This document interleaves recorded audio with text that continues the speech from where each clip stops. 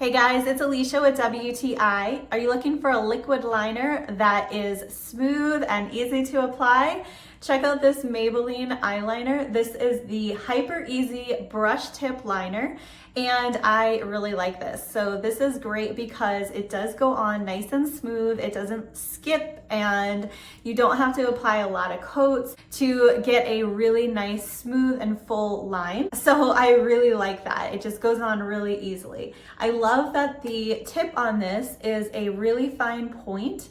So it works really well at getting nice sharp lines. Even if you're a beginner like me, I'm not really that great at applying liquid liner, but this eyeliner makes it a lot simpler. So I love that it is such a nice, bold, dark color. This is the pitch black color, and I've just been really happy with it. So if you're looking for a nice quality eyeliner, check out this one from Maybelline.